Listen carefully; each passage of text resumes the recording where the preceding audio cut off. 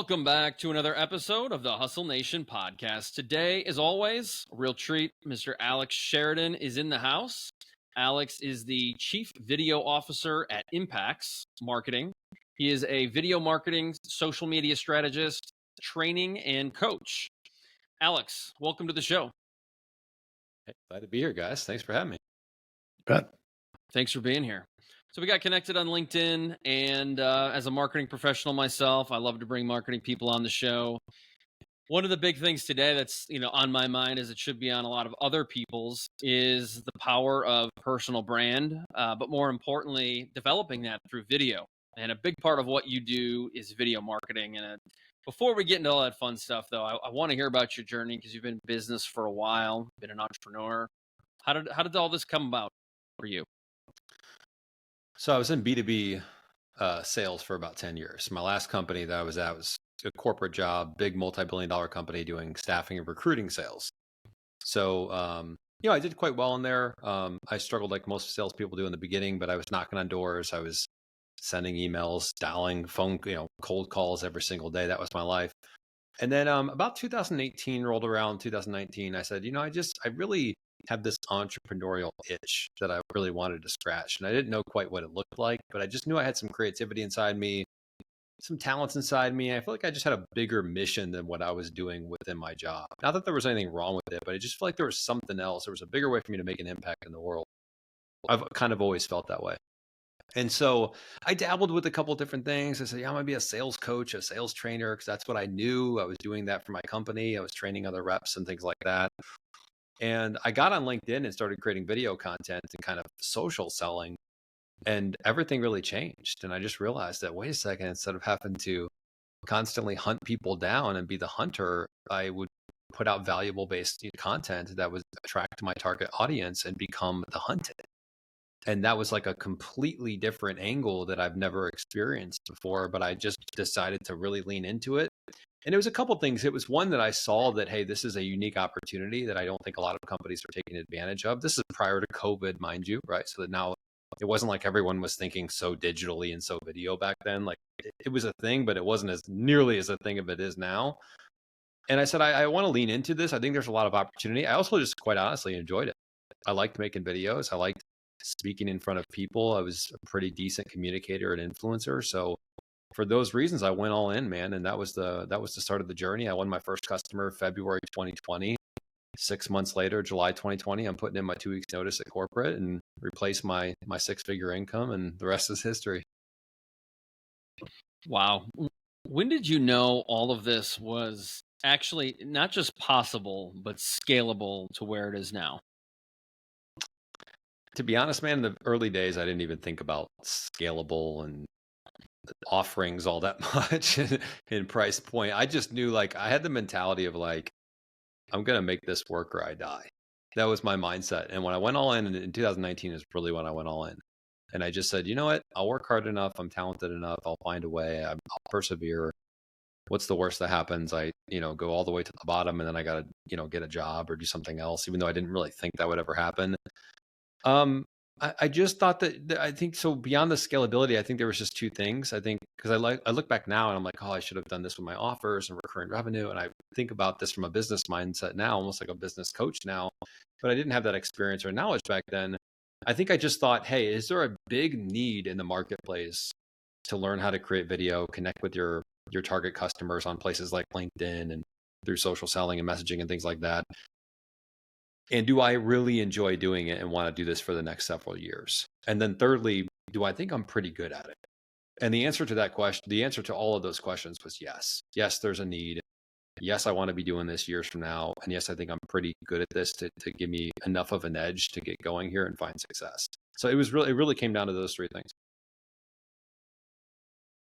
So I'm curious, as you first got into it, coming from a very outbound B2B approach, a lot of what you talk about today, right, with the video and things like that is far more about creating awareness to generate inbound.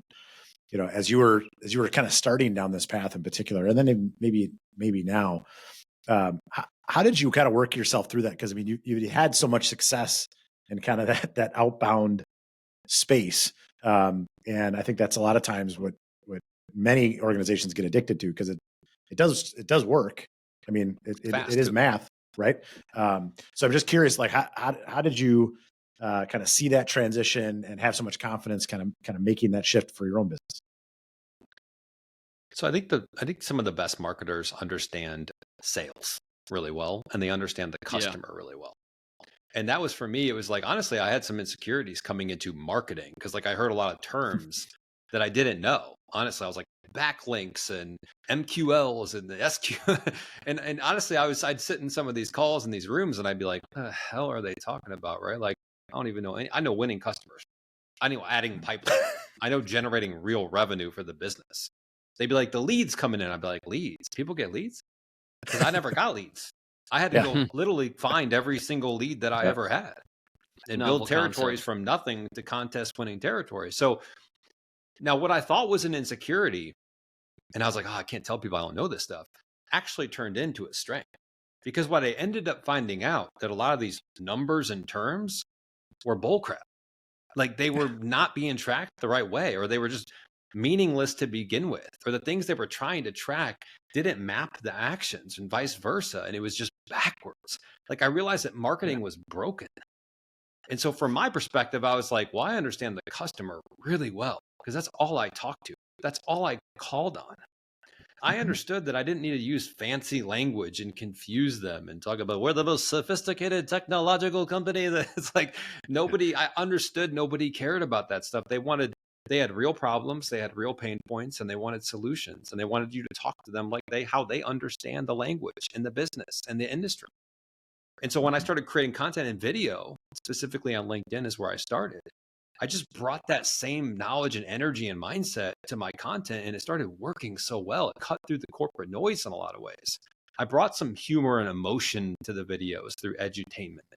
I spoke in their language. I addressed things that they actually cared about. And that's what started converting into real revenue. So, and then on the flip side, you could go back to cold calling and sending emails. The problem with that is you're starting at zero equity every single day. I did sales for 10 years and 6 years at the same company. I was at ground zero after 6 years, meaning that if I wanted to go to start a new territory, which I did, nobody knew me. I had no personal brand. I had no equity whatsoever. With personal brand building and through video, wherever you go, whatever you start, you're never starting from zero. You're starting from, I have equity in myself and my brand. And that means whatever companies I touch, I bring that with me. Excellent. I love the conversation about personal brand. I've tried to tell this to a lot of people over the years, and I do this workshop it's called Your Business Starts with Your Personal Brand, because whether you're an employee and you never want to be an entrepreneur like the three of us, or whether you're a salesperson or a coach, you always have that. You have that foundation you can build off. But the thing I fear more today than ever is, through our podcast, I've posted probably close to 1,000 videos in the last 18 months through our many, many episodes. And what I've found is that organic reach with videos, organic reach in general is already really low, but with videos, it seems to be harder and harder to stand out because of the competition. Is that true, or is it just more that it's got to be really good video? Well, I think on a lot of platforms, video is the only medium. like if you go to Right. YouTube, it's really the only medium is video. If you go to TikTok, really the only medium is video. If you go to Instagram and Facebook now, there's other stuff, but video has become very dominant. So here's what I'll say about video. I think video is the most challenging format to get good at, right? Because it is. It just is, right? You can write behind the scenes, you can write from your keyboard, you can have someone help, you can edit it, you can use ChatGPT. The reality with video is you got a lot of moving components. You got a lot of things going. You got the audio, you got the visual, you got you being able to deliver your message in a somewhat interesting way. You've got nonverbal, verbal, like you just there's a lot of dynamics. You've got lighting and this and that. So it's more advanced. It is.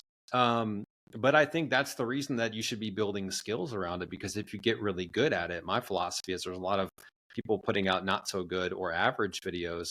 The people that get really good at it typically stand out much more than the people that get really, really good at text or visuals and things like that. So I think it's like anything. It's like, oh, video, I think is challenging. I'm like, yeah, no shit. Like anything you want to do in life, if you want to be an entrepreneur, you want to be a father, you want to be like a mother, whatever you want to do, yeah, there's going to be some challenge to it. And I think that's a lot of the amazingness that comes with it is because it is challenging. Sure. So as you've kind of built out your company around the video marketing and things like that, how do you balance that the inbound and outbound piece, right? So again, going back to kind of, you had some outbound routes, and I know one of the things you talk a lot about, which is very true, right? Like video lives on forever, right? So it can be working 24/7 in a lot of ways, but Depending on where it's at, yeah. Right, yeah. So I get, how do you kind of balance the inbound outbound discussion? I think is always an interesting one, because I think there are camps where it's like it's only outbound, and then there's camps where it's only inbound. And at least the experience I've had is it's really both, but it's how you weight them and how you tie them together. And so just curious, like how you've seen that and kind of how you view those two different worlds. Yeah, and I think as someone that's very promotional of inbound marketing and things like that, I love the inbounds, but I also do think there's a place for the outbound too. I think it's definitely an and conversation. It's a both. But I think in the beginning, you're doing a lot of outbound in the very beginning. So even when I was starting to create and posting content on LinkedIn and creating content in general back in 2019, a lot of it was inbound, but or a lot of it was outbound. But what happened was the inbound helped facilitate the outbound, and the outbound helped facilitate the inbound. So I almost use them together as one kind of strategy, right? Because the more you engage, let's say on LinkedIn, you engage with somebody, you send messages, you're now getting that person in your feed because it's a social graph. So now next time I posted, they'd see my videos, right? The inbound was allowing me to reach out to prospects and start a warm conversation, because maybe they didn't reach out and book a call, but maybe they'd seen my videos or they checked out my profile. And now I'm just nudging them a little bit, saying, hey, what's going on with this? Or, hey, I saw you're doing this. Awesome. Like, what do you think about, I would just start conversations. So I think in the beginning, you're doing much more of the outbound because you don't have the inbound machine yet. Whereas if you look back now, 4 years later, I do way less outbound because I've got the inbound machine working for me. So now it's like, I just again, nudge people here and there. If I see a good prospect that's visiting my profile, I might just reach out and say, hey, thanks for checking out my profile. Appreciate it, man. Just out of curiosity, anything stick out to you? Anything stand out? Anything interesting? So I'm just like kind of nudge her. Hey, thanks for liking my video the other day. Hey, I saw you started doing videos last week. Awesome, man. How's it going? So I think they fuel each other for sure. But I think it's not about, hey, we just need to stop the outbound and only do inbound. I'm sure you would agree. It's probably not the best idea if you want to stay in business. But I think as you're doing the outbound, you start to build the inbound machine over the course of months and years, so that you rely on the outbound less, and the outbound becomes much warmer, faster close rates, better wind, all these things happen as a result of content. Alex, I love your reference to the machine. For those listening that might not be as marketing savvy, what are the components? What is in this marketing machine, or inbound machine, as you call it? So we like to refer it as the video sales rep strategy. And so there's kind of 4 buckets under this. And so what the philosophy behind this is that if you position video content the right way, it can sell for you 24/7. You've got 4 different buckets of video content. You got buyer ready videos, right? So for an example, you go to my website right now, you've seen my content from LinkedIn, YouTube, TikTok, wherever. You're now on my website and you're, man, I think I want to work with this person, this company. What he said, I've been watching his videos now for the last couple months, and it's really interesting. I think we need to be doing this in our business. Now you're on the website. What you don't see is confusing language, me hiding my pricing, me not addressing the common questions as a customer. You see the opposite. You see me addressing that stuff. We have a video about pricing and our offerings and how we work with customers and who we're right for and who we're not right for. So that's me selling for the company as I'm playing with my kids or doing podcasts, right? Then you've got nurture videos, which are more like video email series, let's call them, or potentially online courses, materials, things that people have kind of opted into. So you're just nurturing them along the way. Maybe they're not ready to actually buy or book a call, but you've now got them in your ecosystem. And then the other 2 are search-based videos, which are things like YouTube, potentially the podcast, where people might be searching for something. your area of expertise, and your content comes up, your video comes up. And then you've got feed-based videos, which are creating demand and high levels of awareness in feed-based platforms like your LinkedIn, your TikTok, your YouTube Shorts. So you're kind of getting people in, feed, search, nurture, buyer ready, boom, client. That's awesome. It's the high level. And then you repurpose content, right? So we're obviously we're skipping some things here just for the sake of time, but we're repurposing videos, which means we're taking one long form and we're making it 8 to 10 micro clips, or we're taking some of the videos that we're making on YouTube and we're creating vertical videos for YouTube Shorts and things like that. So I meant, one of the things with video, I think there's a lot of people that have a lot of hesitancy around video just because they maybe haven't been in front of crowds or been on videos.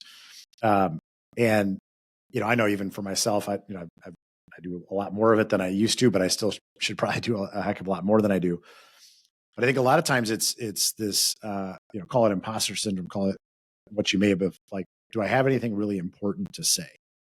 And so, as you started to get out there, I'm curious, did you have, for lack of a better way of saying it, did you have those voices in your head, and how did you really work to go overcome that? Because I feel like a lot of times with things like this, it's just people never start.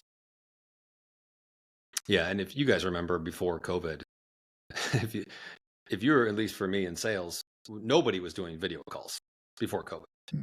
Like I did sales for 10 years and literally I did not do one video call my entire career. So like, it's funny how everyone adapted pretty fast, right? When we had to get on video, we all got on video. It wasn't a massive problem. You were like, oh my God, there's waves of companies and people that can't do video. They can't get on these video calls. And no, everyone figured it out. It's like, we're way overcomplicating it. But I'll say to your point about the imposter syndrome, for me personally, what worked, because yeah, I had the voices of like, especially being from sales, coming to marketing, I was like, oh, who's this guy? He doesn't know everything. And I think what really helped me is a couple of things. One, I really tried my best just to speak my truth and what I was going through. So I didn't talk, 20 levels up like I'm helping billion-dollar companies with their marketing strategies back in 2019, because I wasn't. Today I could. But back then, no, I would have been lost. I would have looked like, well, I have no clue how to implement this at a company, but I can help you with your LinkedIn presence, So I kind of like just spoke to where I was at and the things that I was learning. The second thing that really helped me is that I really believed in what I was saying, and I believed that it was helping make an impact on other people in a positive way. So I think that's if you're sitting there saying, I've got imposter syndrome, or I'm kind of like feeling insecure about, if I talk about this, are the people going to come at me? And people will, right? It's just, you get haters. That's good. That's awesome. But at the same time, is it impactful? Is it valuable? And is it your truth? Are you speaking to things that you're really living and doing and honoring? Because if you're not, then that's when I think you're going to feel really big imposter syndrome, because you're talking about stuff that you're not actually doing. That's a problem. Alex, I want to go back to your 4 buckets, which I really enjoyed.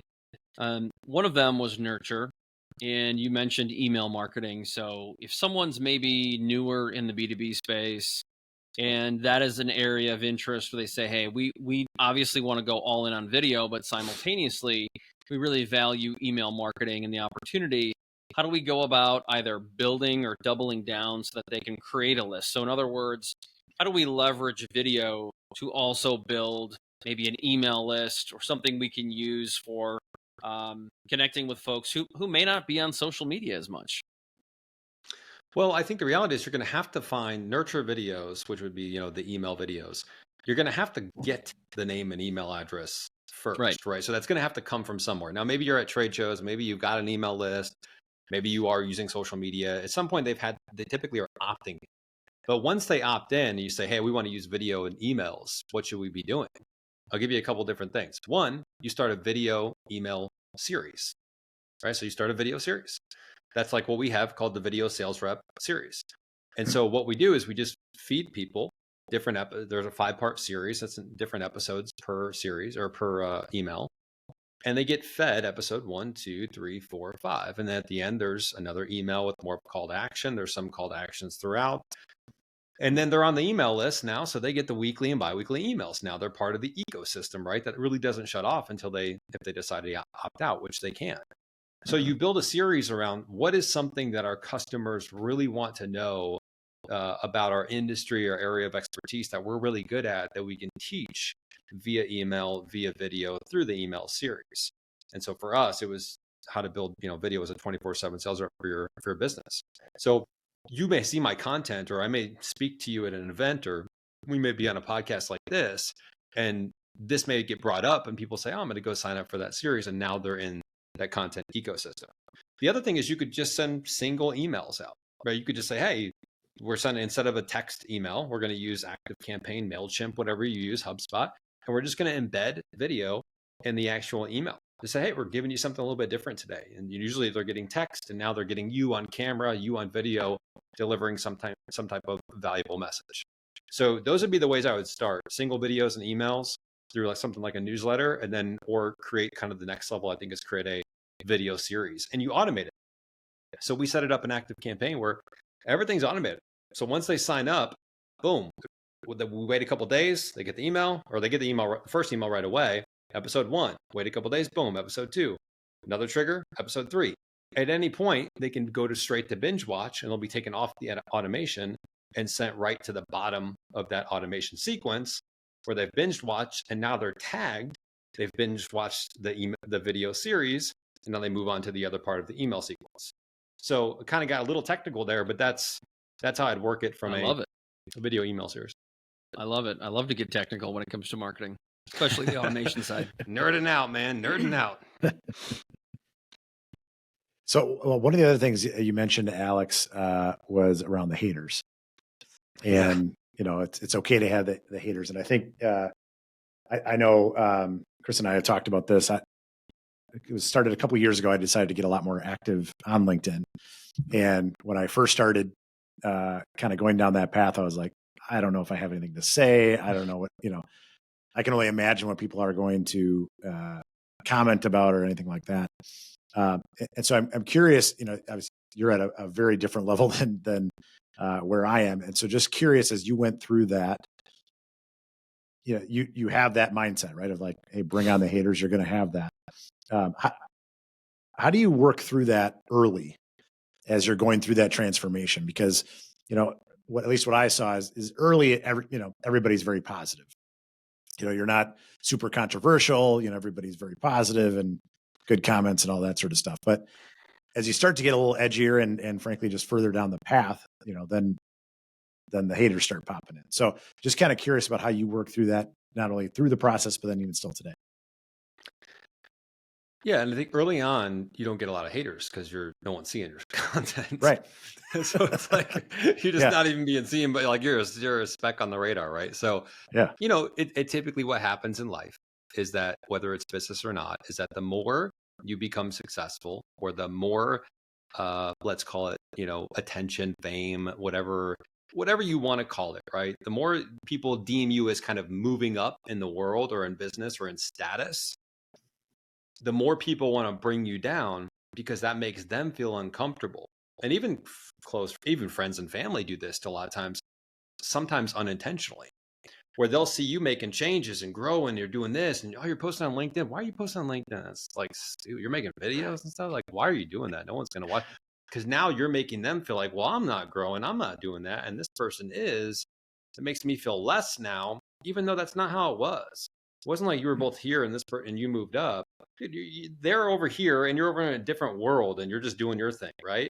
So I think early on, my videos were a little bit out there because I did the edutainment, a lot of skit videos and that kind of stuff, back in 2020. And, I got occasional comments where people say this doesn't belong on LinkedIn or whatever it is. But I think at the end of the day, and I'd go to their profile and see that they said hey cutie to like 20 girls, like that was their last 20 comments on LinkedIn. And I'm thinking, nice. Yeah, this is a real stand-up individual here. My thing on haters, man, is I think they're good. I think that you need them. I think that they come with the more attention you get, the more you start doing business and finding success. You're just going to find that people kind of want to see you fall. That's, it's the same reason we want to see the undefeated boxer, and why Mayweather had such high success for a long time is because people just wanted to see him get that L. Just, God, I want to see this person come off their high horse and lose, because it makes us feel better, or most people feel better. Now I try to be as there's sometimes, I think I'm a human. There's sometimes it kind of fires you up. And I think it really only fires you up if you're a little bit insecure about what they said. So if they said something and there's a little bit of sliver of truth to it, it can kind of get you fired up. But if there's complete non-truth to it, it typically doesn't bother you as much. But what I've tried to do today, man, or what I try to do now, and it's always a work in progress. And this is on social. This is haters anywhere. This is someone cut you off. I try, and this has worked pretty well so far. I try to say that's someone's son or daughter.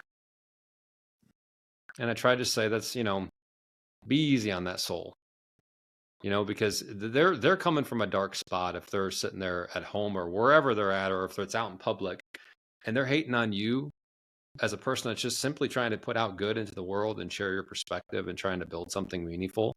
And they're going to hate on your stuff for no reason. They have no clue who you are. That person's not in a good spot. Like I just know that. And we all know that, right? So if you're finding success and you're happy and you're living life and you feel like you're doing pretty well, you're not finding random people to hate on. I can promise you that. It's not even on your radar. Just wouldn't even compute. So that's it. I think that's excellent. I think one of the other things you said was really about the fuel, right? Using it as fuel. I'm very big into college basketball. So is my son, and we were watching a game the other day, and the opposing team has this guard that is kind of the one you love to hate. And, so my son, he's 14, he was getting all fired up about it. He's like, I hate that guy. Right. I'm like, well, look, if he sucked, no one would hate him. That you hate him because he's good and he stabs you in the heart. Like it's not that it's not like this guy was a hothead or anything like that. I'm like, yeah, no wonder I hate him too. He's kicking the crap out of us. Like, I get it. So, but I think that's such an interesting point with the haters of use it as fuel, because if they're hating on you, to your point, I think that's a great perspective. Sometimes they have their own stuff going on, and that's them. That's not you. And then two, nobody hates on the loser, right? People are going to hate on the winner, right? So use that as fuel for the next one. This didn't happen to be the Illinois Badger game yesterday, did it? It was not. No, it was not that game. The guard shall remain anonymous just because Fair. Yeah. Fair enough. Alex, that's all so great. We talk about mindset so much, and I love that you bring that up because I think that's important. But I want to switch gears back to video and let's call it customer journey. So let's say your videos are working and you've got people that are moving from your videos or your social media profiles to your website. How do you get the individuals on a journey, and on a journey where you create interest, where you get them maybe going to your pricing page and you get them doing more? Is it, we're talking about video for social media? Does that differentiate from the video on your website? And if so, how do we create a journey or a path for someone to become aware, to a follower, to a client, and then an advocate? So I think the important thing to remember, and just kind of a mindset, more of a perspective thing, is that we don't necessarily get them on the journey. They go on the journey themselves, the customer buyer journey. Our job on that journey is to best support them and to be the guide along the way that they're looking for. So they're going to make their mind up when they want to go from a LinkedIn video to your LinkedIn profile to your website to the pricing page. We obviously want to make that clear and easy to do, right? We don't want to confuse them along the way or have unclear messaging and branding or positioning or make it impossible to find the link to go there. But they're going to go at their own pace because it is their journey. Our job is to know, what does the typical journey look like, and what does a customer look for and want along the way on that customer buyer journey. And we know from all the research that customers are now 60 to 80% of the way sold and through the buyer journey by the time they talk to a salesperson. So what do they want? They want education for free. They want to be educated on making these decisions. They want frequently asked questions. They want to see pricing. They want it to be transparent. They want you to be authentic. They don't want you to hide things. By the way, neither do we. right? We forget what it's like to be the customer sometimes. We don't want people to hide stuff from us. If we go to Amazon or we go to a website or we want to buy a car, we want to see the pricing. We want to see the models. We want to see the difference between this and this is. We want to get our common questions answered. So that's what they want. And so the website content is set up in a way where it's more bottom of the funnel. It's okay to talk about this is who we're right for as a company, and this is who we're not right for. And here are the first 3 months of working with us. This is what it's like. And this is how we measure success. And this is our pricing. And this is what drives price up and down based on our products and services or in our industry. That some of that content could go on social, but it's typically not going to do as well, because when people log on to LinkedIn or TikTok or YouTube, they're not thinking, I'd like to see the pricing for this company's page today. Like, typically not, right? We're all selfish. We want to be edutained or educated or inspired or whatever that the case may be, depending on the platform it is. So I think knowing where the audience is, mapping out the customer buyer journey, and then just kind of tailoring the videos and the content based on where they're showing up is the key. So one of the questions that I always think is when you talk about different steps of that journey, specifically at the top of the funnel, right? From an awareness perspective, to your point, I'm a sales guy at heart as well, right? So, the bottom of the funnel stuff, tends to make sense. I think sometimes on the awareness side, when you talk about like edutainment and things like that, there's so much noise out there, right? And it's how do you create awareness around something? Are there things that you've seen that, for lack of a better way of saying it, like questions you can ask yourself, or questions you can ask yourself as you're interacting with your clients, right? Because they're obviously a great way for you to kind of find out where are they in different parts of the journey. Questions to ask yourself or them to find out what would be the things that might actually grab them at the awareness stage. I got a really good point for you. So it definitely is part talking to your customers and knowing your customers, obviously. I think that's a big component that most people would say, yes, I understand that, even though they don't put out content that addresses their customers' questions and concerns and fears and stuff like that. But that's a whole other topic. The other side of it, though, is understanding your unique perspective and narrative on the industry, your differentiation. So this gets missed a lot, where companies say, okay, we're going to talk about some of the things that our customers care about in our videos. Amazing, great. But what they end up doing is regurgitating tips or doing ChatGPT lazy prompts. And it's like, here's 3 things. And what happens is they end up posting just a lot of information, a lot of commodity. So they either just don't stand out at all, or they just blend in the sea of sameness with every other company that's doing the same thing. So your job as a company, as when you're starting to create content, is to first think about, all right, who's our customers, pain points, their desires, all that stuff. But what's our unique take on this? What do we do that's so different than other companies? Most companies have this. They just haven't figured out a way to articulate it yet, or they haven't owned the language around it, and they haven't driven the language around it. And I'll give you tactically 3 things, thinking about differentiation. First differentiation is you got philosophy that could be very different than what your industry thinks. So you got philosophical differentiation, okay?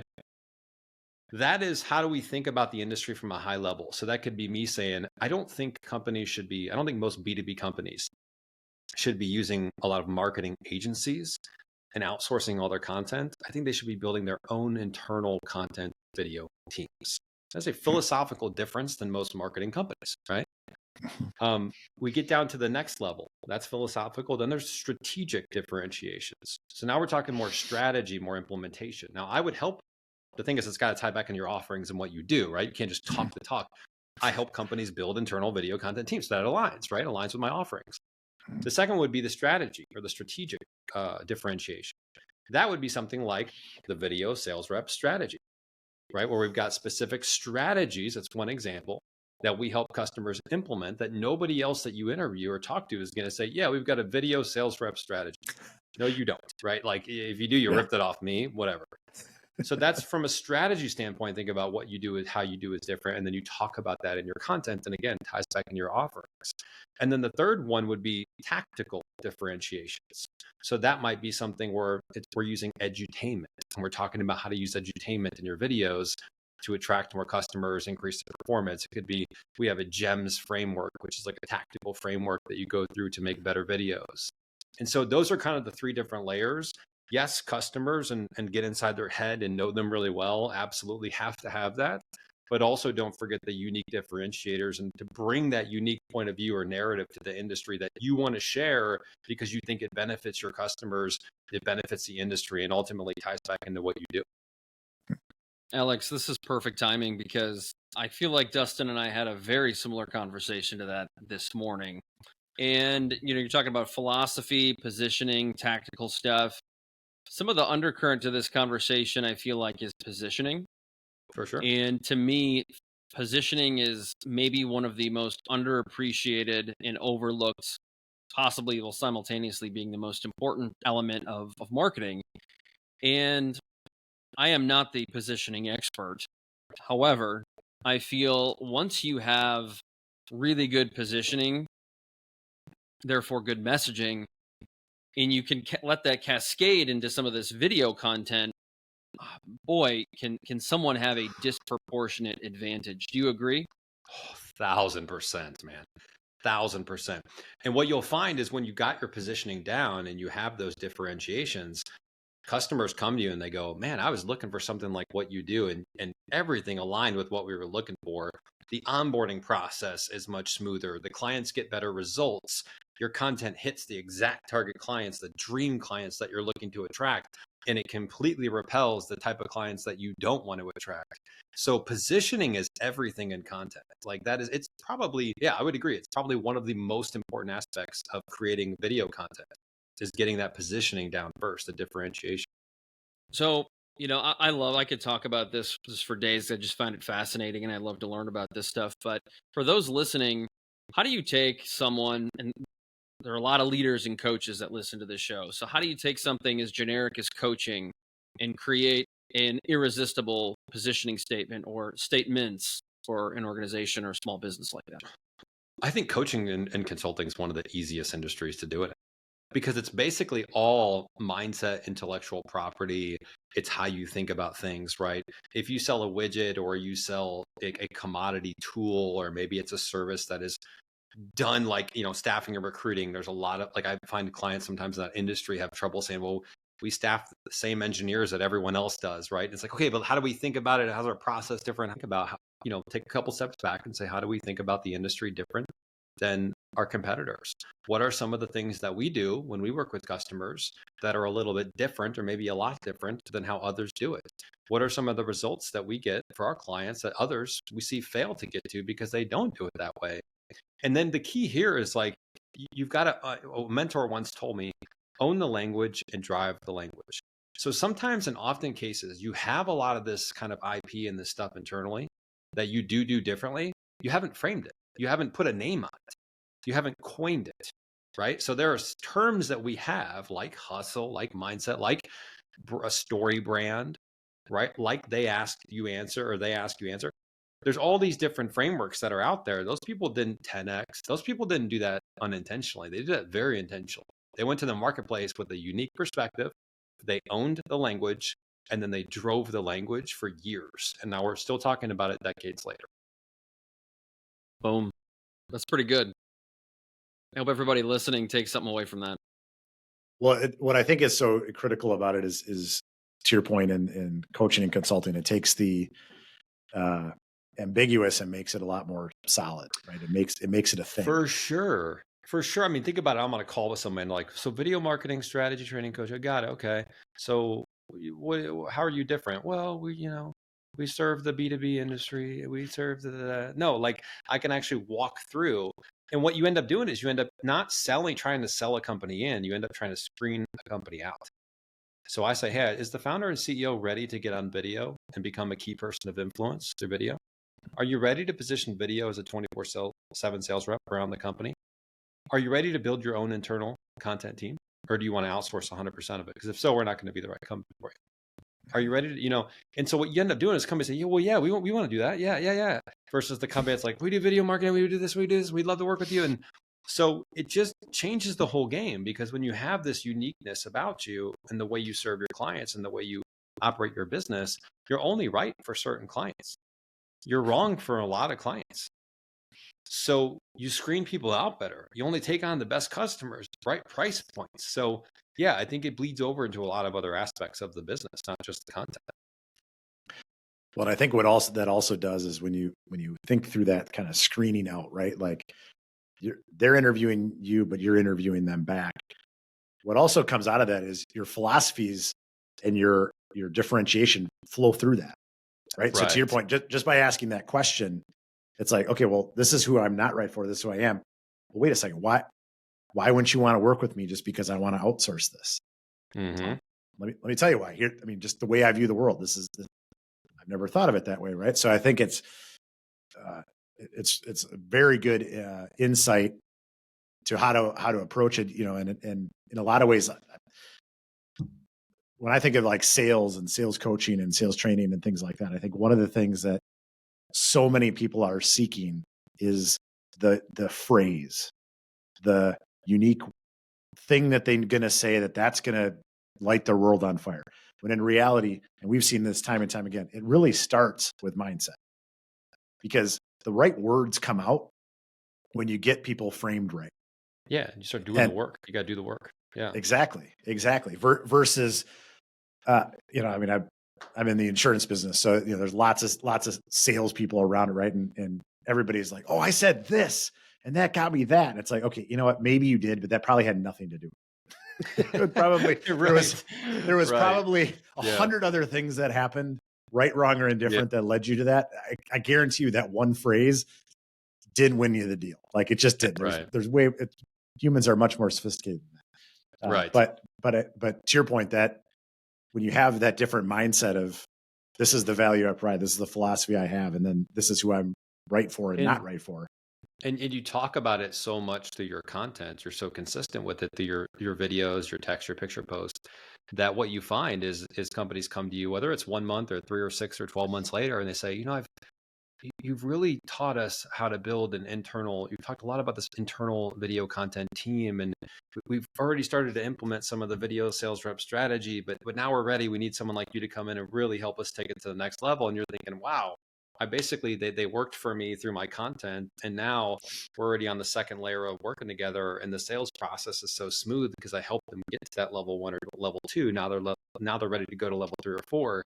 So you change perspectives. You're trying to change the mindset of a customer in a lot of ways, and sometimes that's how-to content. Other times that's a philosophical difference, but that's it. It's influence. We're trying to, at the end of the day, we're trying to influence people through content.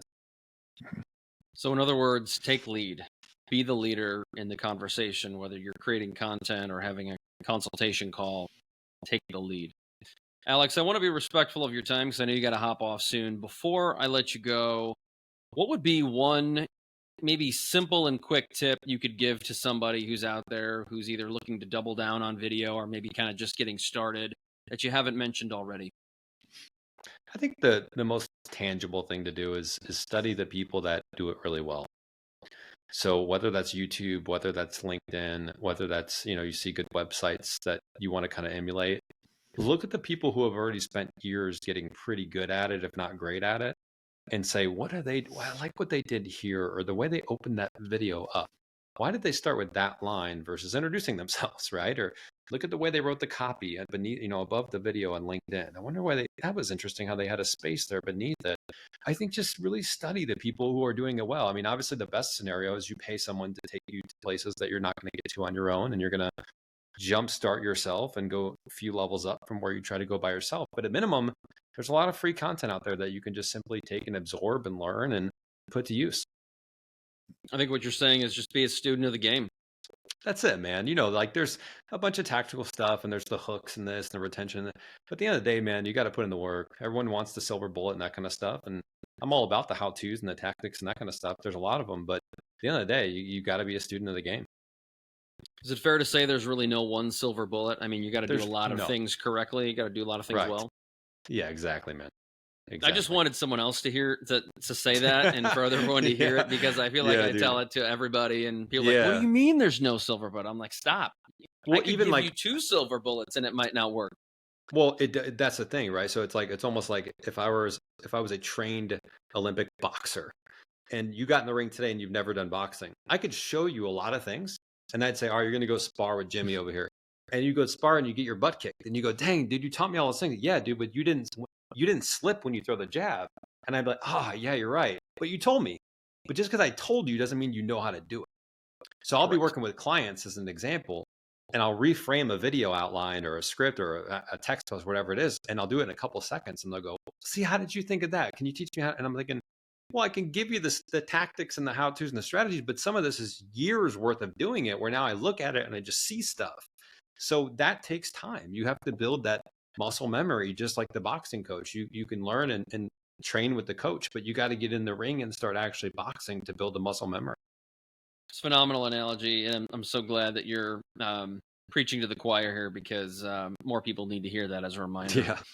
Before you go, tell everybody where they can find you and a little bit more about your business. So our business is Impacts Marketing. So we help 7 and 8 figure B2B companies turn their video content into a 24/7 sales rep for the business. It's very founder and CEO led. So don't reach out to us if the founder or CEO decides, I don't want to build my personal brand, I don't want to get on video. Reality is that's the best way to grow a business now, hands down.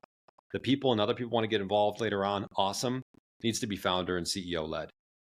So we do that for companies. It's video marketing, strategy, training, coaching. And so best way to probably reach, I mean, LinkedIn's the best way to reach me other than email and whatnot. If you go to my LinkedIn profile and you scroll down the featured content section, it's also on our website, impacts.com. You'll see the link to sign up for the video sales rep series. So if you want to learn how to embed video as a 24/7 sales rep for your business, you can go through that free series and you can get a lot of the education that you'll need to actually build that out. I'm going to go do that right away. Shit, man. That's good Appreciate stuff. it. I like to talk marketing. We've had plenty of marketing people on the show, but it's amazing that even though we just had a B2B marketing conversation a few weeks ago with a real leader, this was totally different angle. Yeah. And we can learn something every day. I just love that. And there are so many people listening that should be taking advantage of this advice, because video is king when it comes to marketing, no doubt. All right, Alex, thanks for being here.